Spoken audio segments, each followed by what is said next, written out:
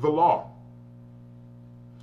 It is helpful for cop watchers to have an understanding of a few key legal concepts before going out to cop watch. You don't have to be a lawyer to document police activities, but you want to be more assertive about your rights and those of the community. Then it's worth taking some time to become familiar with the law. There are several sources of law. The ones that are most relevant to cop watch are the state laws, which are found in California's Penal Code, the local laws, which are part of Berkeley Municipal Code. In addition, there are federal laws that you probably won't run into much on the streets. However, it is worth knowing that everyone's civil rights are at least theoretically protected under U.S. Constitution and federal law. In fact, the right to watch constitutionally protects under the First Amendment, which protects free speech, the right to assemble, freedom of the press, and the right to petition the government for a redress of grievances. Types of stops. It is very important that you understand why an officer is stopping someone and whether they have a legal bias for doing so. Depending on what kind of stop it is, you may expect different treatment by the police. Consensual stop. This is when a cop approaches and simply begins to speak with you, sometimes in a friendly manner. The cop may make small talk and then ask to see your identification. You do not have to show it. Ask the cop, "Am I free to go?" If the cop answers no, you're not free to go. Then you're being detained and you must remain. However, if the cop says you are free to go, leave, go. Right there, take that chance and just, all right. You are not required to show a cop ID unless you are being officially detained and a cop has a reasonable suspicion to believe that you have been or about to be involved in a crime. The cop is not required to tell you why you are being detained, but they do have to tell you why you're being arrested. If that should happen, be careful when a cop begins chatting with you. Most likely, they're gathering information and want to know who you are, who you know, what you do, and where you have been. Don't just chat with cops. You never know if the info that they're gathering will one day be used against you or someone you love. Walk away if you can. If you can't, remain silent. Detention. The police are allowed to detain you if they have some reason to do so. They can't just stop you because they want to take your picture and put you in their files. They must have an articulable fact that associates you with a particular crime.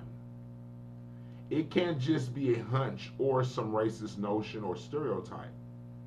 It must be a fact, and this fact will be important in court in establishing if everything that came after the intentional stop was legal. A detention is a mini investigation. An officer is allowed to hold you while she or he gathers any information readily available at the scene. A detention must be limited in duration and can't go on and on. They can't put you in a car and take you anywhere.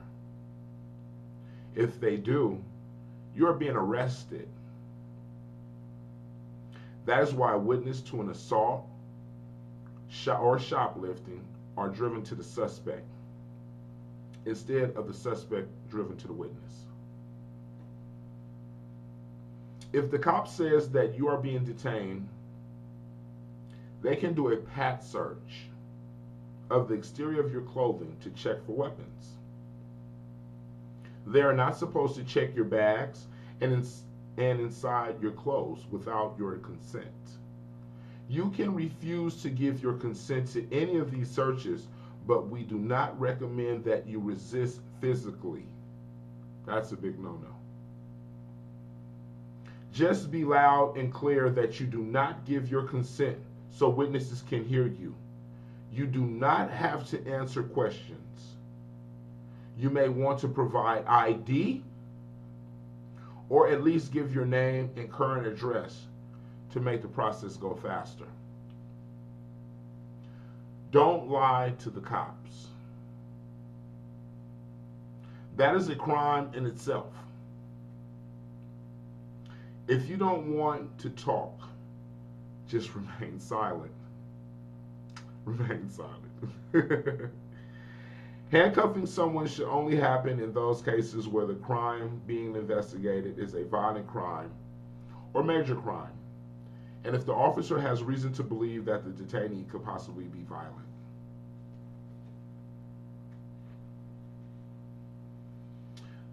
An arrest. This means that the police now have what they believe to be probable cause or actual evidence that links you to a particular crime. This might be in the form of physical evidence or witness statements. Try not to let it be because of things that you say. When you are arrested, you should really be quiet. The police do not have to read you your rights unless they intend on interrogating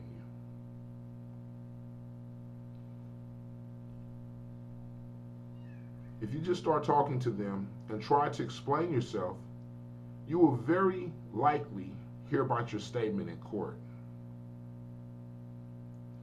You can expect a complete search of all your possessions. Be aware that the U.S. Supreme Court decisions have said that the contents of a cell phone, this is a good one. The U.S. Supreme Court decisions have said that the contents of a cell phone can be searched and downloaded by police as part of booking process. You have a right to know why you are being arrested. Demand to know why you are being arrested. Even though the charges may change somewhat by the time you get to court, you should try to make them commit to what they are charging you with.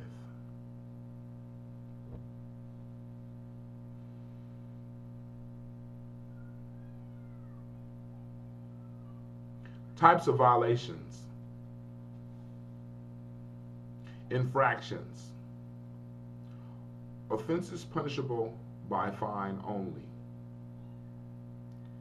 These are minor offenses such as jaywalking, illegal parking, open container of alcohol in public, being in certain parks after curfew, being a minor in possession of a spray paint or large marking pens, etc.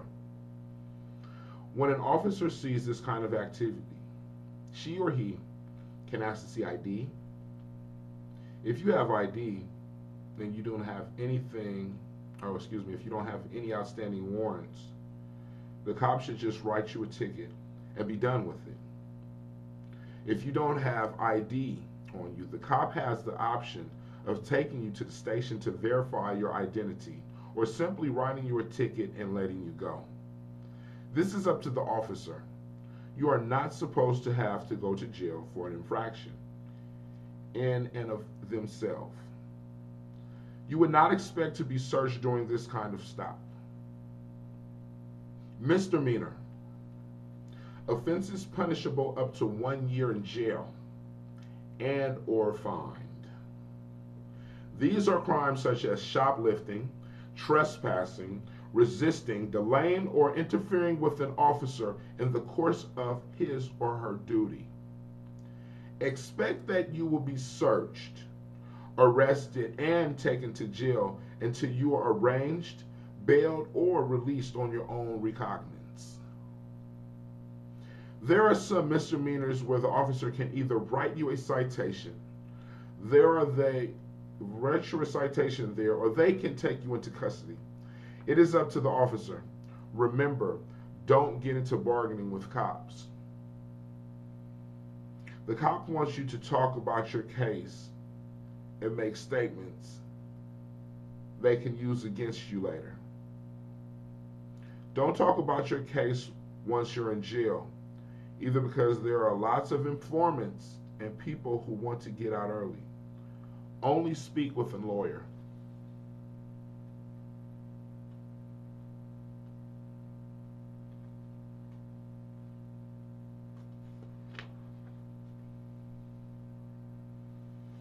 Felony.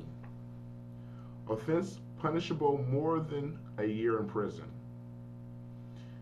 These are major crimes: murder, rape, robbery, and many drug-related crimes.